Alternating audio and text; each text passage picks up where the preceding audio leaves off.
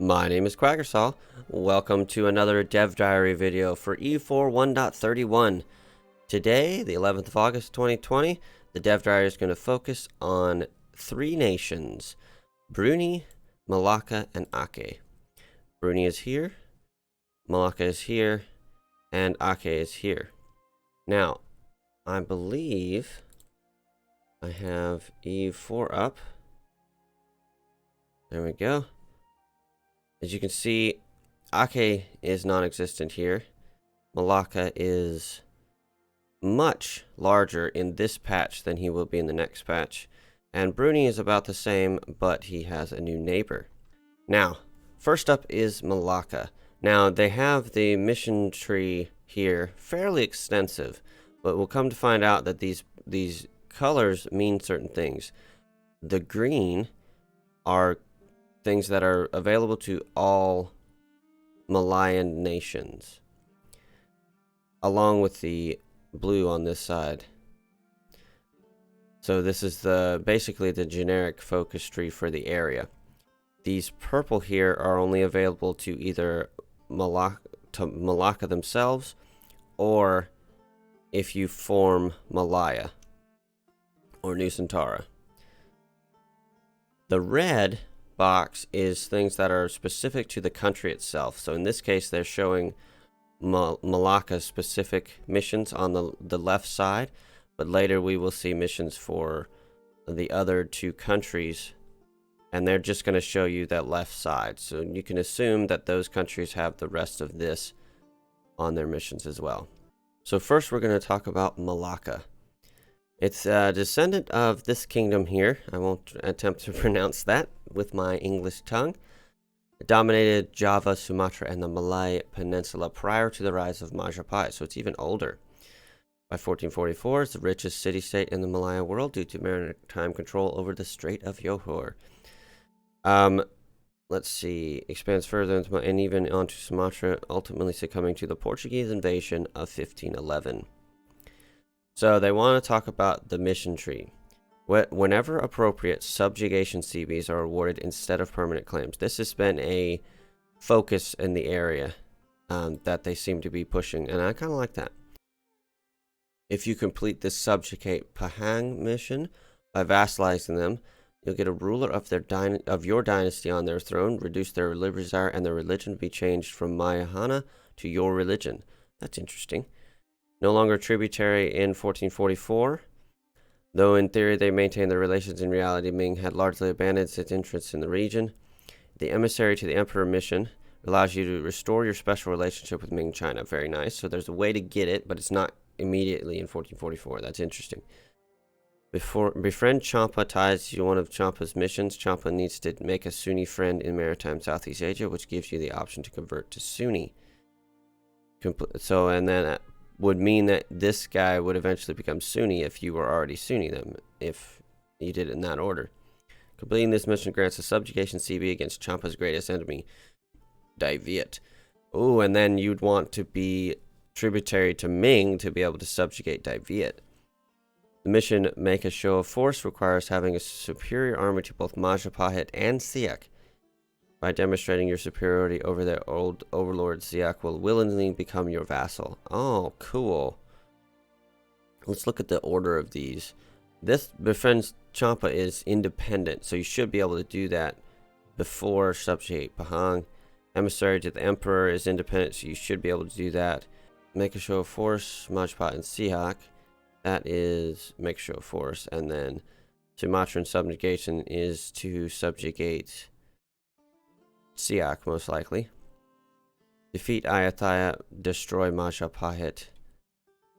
There may be more here that is not being shown, as there's a scroll bar.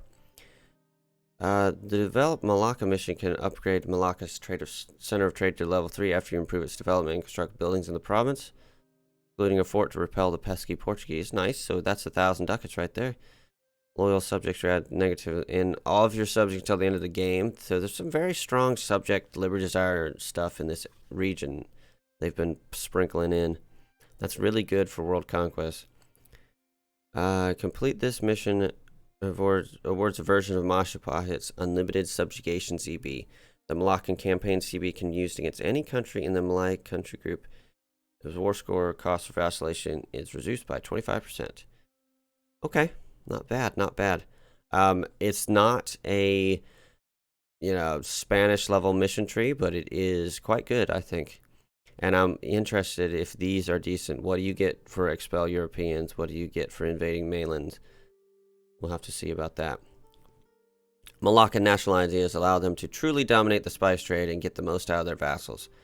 All right, trade power, naval force limit, okay, and a merchant. It's free. That's a good sign. Liberty desire is reduced by 10%, and vassal income 25%. 20% global trade power, a diplo reputation, tolerance of the true faith, trade steering, accepted cultures, legitimacy, and idea cost. Okay, so a complete lack of ground military buffs. It's going to make them quite dominant in trade, which is exactly what they want, but it's going to cause them to have crap armies. But what you do is you get a lot of good vassals. That's what I would do with this country. Let's check in on the original, or not the original game, but the 1.30 patch and see what their missions are. Well, their missions are just the basic mission, but their ideas, they've still got the merchant. Trade steering has been buffed. Naval tradition from battles was dropped. Ship cost was dropped. Tolerance of heathens flipped to tolerance of the true faith and was reduced. No production efficiency. The idea cost is still there. It's at the end. Settle the islands is gone. This has been given to other people though, which is interesting. It's a little bit different, and I would say a little better, although still in the mid to low tier as far as strength of idea groups. Let's see. Yeah, I would say this actually is more impactful than people think. So is this. But this is a debuff, and it's just weak. I'm not super impressed, but I do see how that it focuses on trade and should be good for Malacca to do what you want Malacca to do. So that is, I'd say that's a big positive. All right, so let's move on to Aceh. I believe that's how you pronounce it, but let me know if that is incorrect. The Porch of Mecca, Sublime Port, Islam Sumatra, Islamicize Java, Unite Aceh, Islamicize the Moluccas, the Sumatra campaign, and the Peninsular campaign. So my understanding is these guys were associated with the Ottomans and were the reason why the area is now quite Islamicized, even though it's quite far away from the rest of the Muslim world. The Melaka Sultanate would reach its apex until the reign of Iskandar Muda in 1583. It was available to play from 1444. Aceh's missions and national ideas are also available to neighboring Pasai, which was richer and more dominant in our start date. Iskandar Muda's conquest would gain Aceh an empire spanning most of the Sumatran coast as well as parts of the Malay Peninsula. Okay. Is his status as the Porch of Mecca, the most prominent hub of Islam in the Maritime Sea. Aceh's mission tree followed their historical conquests of Sumatra and the Malay Peninsula, but more interestingly, it also encourages the player to spread Islam across the region. Completing the Porch of Mecca mission allows you to use the propagate religion trade policy with only 35% trade power in the node. That's interesting. Is it just this node or is it any node? Because that could be cool. Sword of Islam CB without forced religion, peace treaty against nations with Sumatran primary culture. There's a lot of stuff that limits to Sumatran or Malay or one of the cultures in the region, which are interesting, but then would not be very useful later in the game. Which I guess makes perfect sense, because you don't want these guys forcing religion on India or China or something. Completing this branch of the mission tree allows you to use Sword of Islam CP against any neighboring country's heathen country. Okay, I spoke too soon. No, that's cool though, because eventually you'll be able to.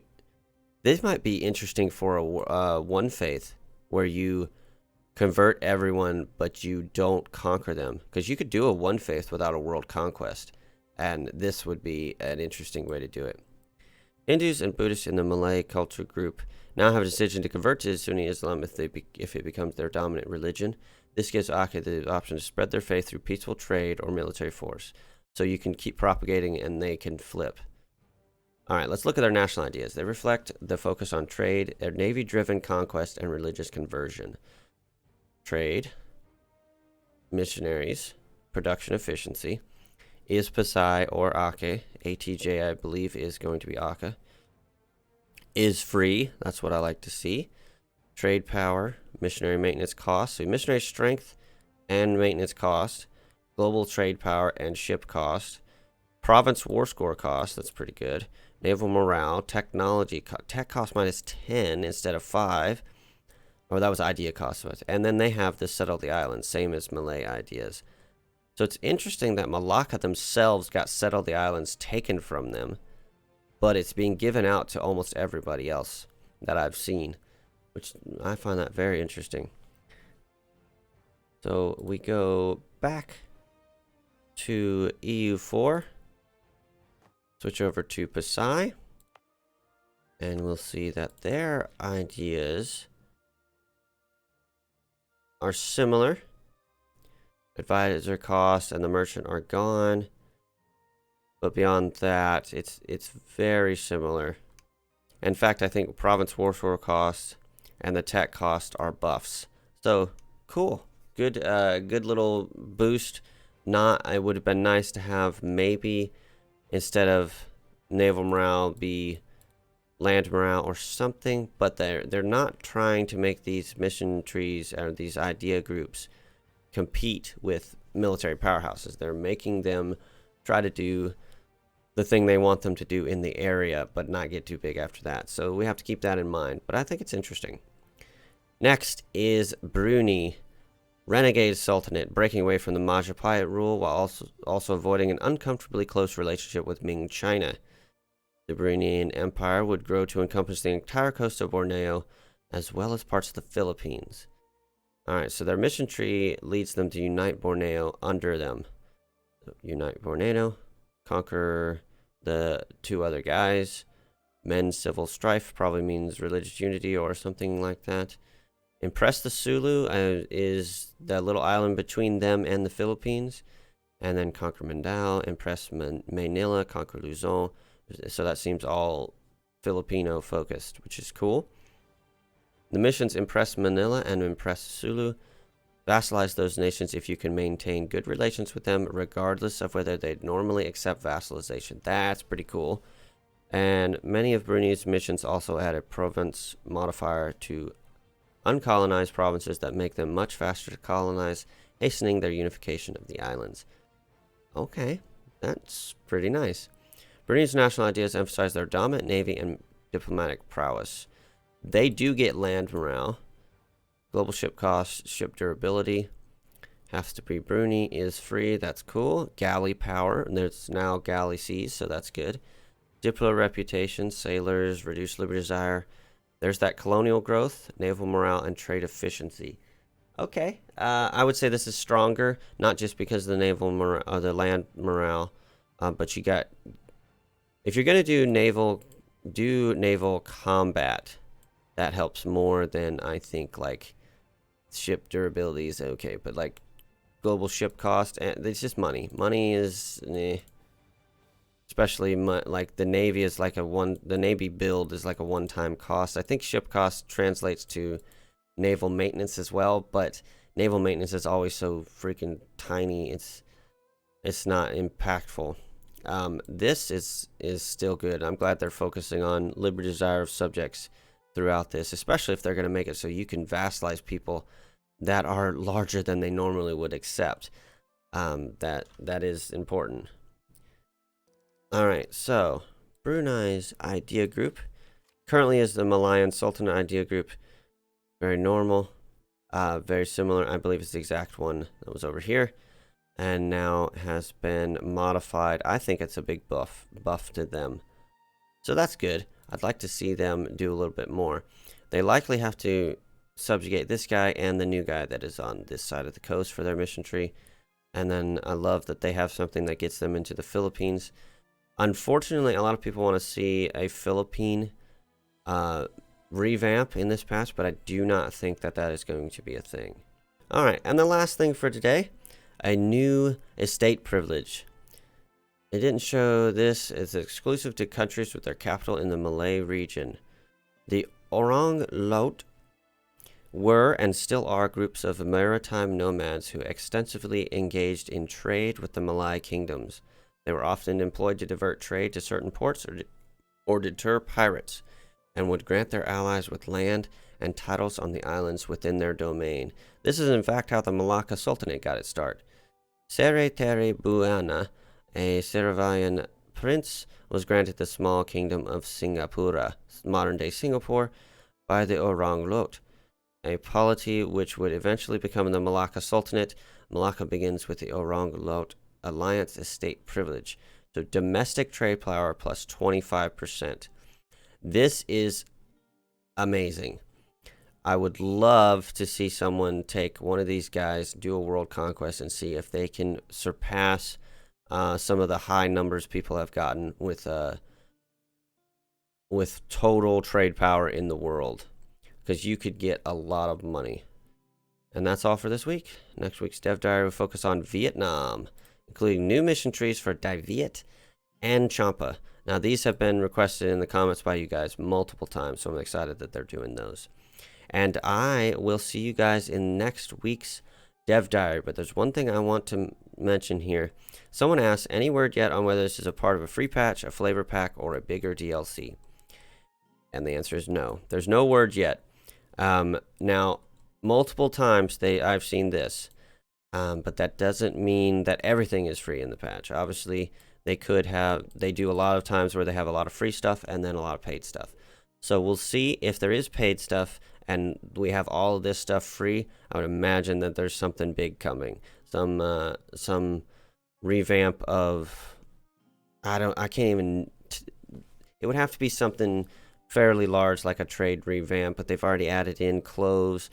There's a bunch of mission trees in this area and a map rework, which tells me that they would have to have. They seem to be focusing on Southeast Asia and Indochina, so I don't think it's going to be paid, but it could be this thing, the flavor pack, like Third Rome or Rule Britannia, those sorts of things. So we'll see. But I am leaning towards the free patch. They're just not able to say it yet because Neonda is a content designer. He is not in marketing, so he wouldn't have freedom to reveal this. That's not his job. So yeah, we'll see. Anyways, I will see you guys in the next Dev Diary video. Bye for now.